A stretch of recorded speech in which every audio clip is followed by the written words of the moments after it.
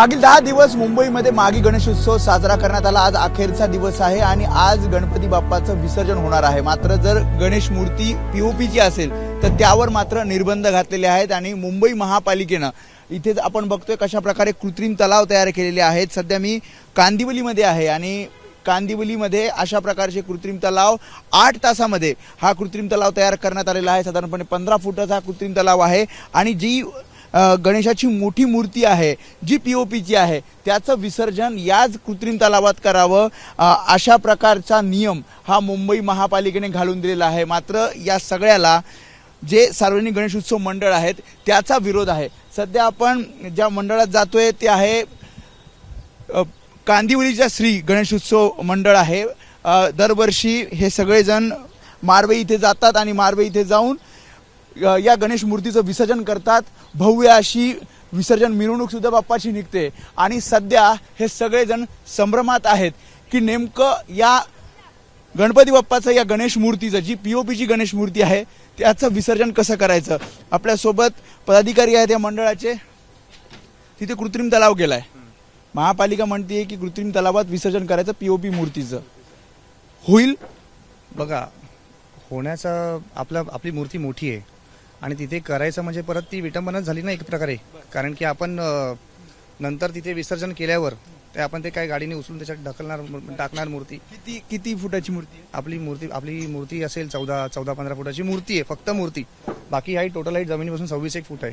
हा 15 फुटाचा आहे। 15 फुटाचा तलाव आहे। 15 फुटाचा आम्ही बघितलं ना। करणार काय तुम्ही? कारण ते तर म्हणतात की पीओपी गणेश मूर्तीचं विसर्जन नैसर्गिक जे जलस्रोत आहेत मग तिथे नाही जायचं म्हणतायत। आम्ही आमच्या परंपरेच्या हिशोबाने आम्ही आमचा गणपतीचं विसर्जन बाप्पाचं आपण सुरू करणार।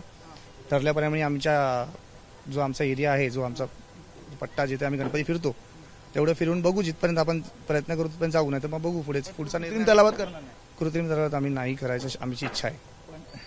त्यांनी नियम घालून दिला, त्यांचं म्हणणं आहे की इथेच ते केलं पाहिजे। त्यांचं म्हणणं आहे, नाही नियम असा आहे की तुम्ही विसर्जन करायचं नाही। आम्हाला जे आलं, जी नोटीस आली आम्हाला 2 तारखेला, आम्हाला नोटीस 2 तारखेला आली।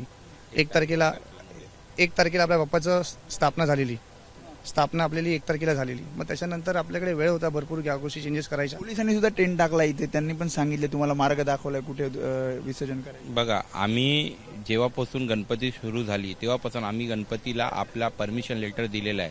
आम्ही दरप्रमाणे जसा परमिशन आम्ही प्रोसेस फॉलो करतो तेव्हा आम्ही प्रोसेस फॉलो केलेला आहे। आम्ही आगमनचा पण लेटर दिलं होतं, पण आगमनला आम्हाला परवानगी दिली नाही। नंतर आम्ही विसर्जनचा पण लेटर दिलेला आहे। जसं आम्ही रीत पारंपरिक अनुसार आम्ही महावीर नगर, धानुकरवाडी, लिंक रोड, एकता नगर जसं आम्ही फिरतो, कारण की पब्लिकचा श्रद्धास्थान झाला। आता 13 वर्ष झाले मागे गणपती 10 दिवसाचा असतो। आता सडनली बॉम्बे हायकोर्टने जे ऑर्डर काढली 30 जानेवारी 2025ला, आमचं म्हणणं असं आहे की आमची जे गणपती होती ते 26/1/2025ला या मंडपात इन्स्टॉल झालेली आहे आणि ऑर्डर आली 30 तारखेला। आमचं म्हणणं तसं आहे की पारंपरिक अनुसार आम्ही जे धानुकरवाडीचा जे तलाव आहे ते उपलब्ध करून द्या आम्हाला, कारण की ते बाकी गणेश मंडळांचं काय म्हणणं आहे? सगळे मंडळ नाराजच आहेत शेवटी एकूण, कारण की जी नोटीस आली ती अचानक बॉम्ब सारखी पडली। पण ते योग्य नाही ना, हा उत्सव आपल्याला जपायचा आहे, करायचा आहे। जणांना करू दिलं नाही 7व्या दिवशी विसर्जन ते गणेश मूर्तींचं आणि मग परत घेऊन गेले ते। बरेच मंडळ, माझ्या मते 8 ते 9 मंडळ नाराज होऊन आपल्या बाप्पाला आपल्या मंडपात घेऊन गेले।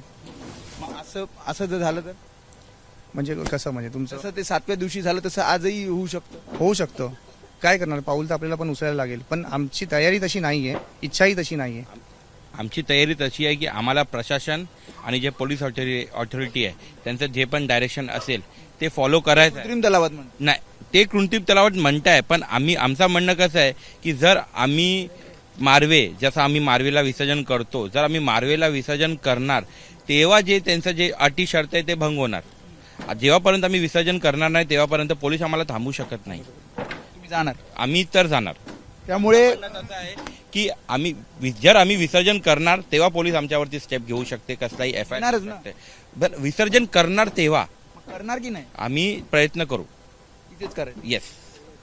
त्याच्यामुळे आपण बघतोय हे सगळे गणेशोत्सव मंडळ जसं त्यांनी सांगितले की नाराज आहेत, काही संभ्रमात आहेत। मात्र जे कांदिवलीचा श्री हे जे गणेशोत्सव मंडळ आहे त्यांनी ठरवलंय की समुद्रात म्हणजे मारवे बीचला जाऊनच दरवर्षीप्रमाणे यावर्षी सुद्धा हे गणेश मूर्तीचं विसर्जन करायचं आहे आणि कृत्रिम तलाव जरी इथे तयार केला असला 8-9 तासामध्ये तरी तिथे हे विसर्जन होणार नाही अशी त्यांनी भूमिका घेतलेली आहे. कॅमेरामन अनिल संगारेसह मी वेदांत नेब, एबीपी माझा, मुंबई. एबीपी माझा, उघडा डोळे बघा नीट.